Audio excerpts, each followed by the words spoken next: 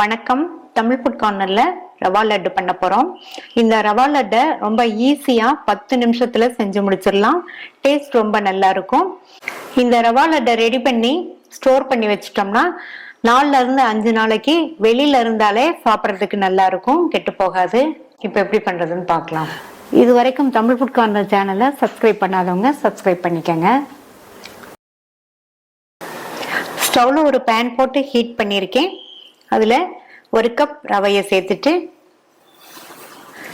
மிதமான தீயில வச்சு இந்த ரவையை 2ல இருந்து 3 நிமிஷத்துக்கு வறுத்துக்கலாம்.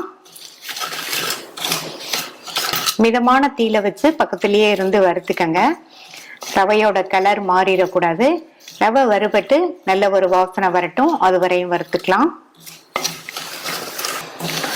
3 நிமிஷமா மிதமான தீயில வச்சு ரவை வறுபட்டு வாசனை வந்துருச்சு. இதை பேன்ல வச்சிருக்காம உடனே ஒரு பிளேட்டுக்கு மாத்தி ஆறுனதுக்கு அப்புறமா மிக்சி ஜார்ல சேர்த்துடலாம். நம்ம பேன்லயே வச்சிருந்தோம்னா பேனோட ஹீட்லயே ரவையோட கலர் மாறிடும்.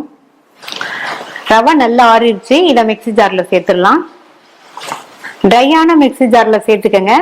இப்ப இத பவுடரா அரைச்சுக்கலாம். அரைச்சாச்சு.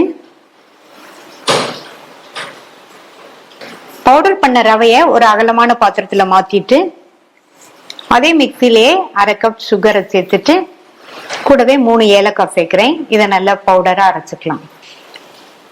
அரைச்சாச்சு.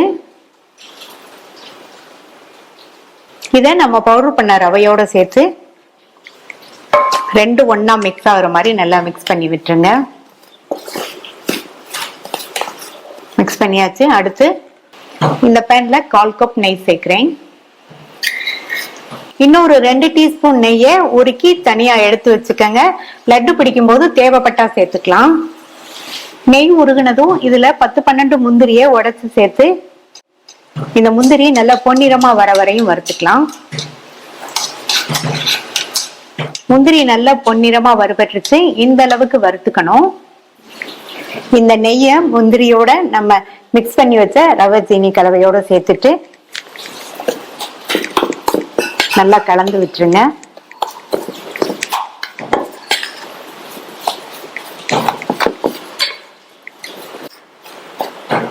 ஸ்பூன் வச்சு நல்லா மிக்ஸ் பண்ணியாச்சு. கை பொறுக்கிற அளவு சூடு வந்தோடனே நம்ம கையை வச்சு நல்லா இதை பிசைஞ்சுக்கலாம். இப்ப கை பொறுக்கிற அளவு சூடு இருக்கு.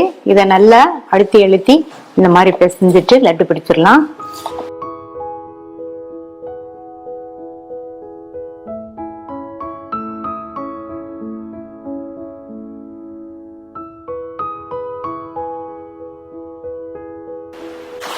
Easy tasty rava laddu ready ஆயிடுச்சு. மீதி உள்ளதையும் லட்டா பிடிச்சிடலாம். நம்ம உருக்கி சேர்த்த 1/4 கப் நெய்யே லட்டு பிடிக்கிறதுக்கு கரெக்டா இருக்கு. சப்போஸ் லட்டு பிடிக்க வரலன்னா நம்ம எக்ஸ்ட்ரா உருக்கி வச்சோம் இல்லையா, அந்த நெய்ல இருந்து கொஞ்சம் சேர்த்து லட்டு பிடிச்சுக்கங்க. சுவையான ரவா லட்டு ரெடி ஆயிடுச்சு.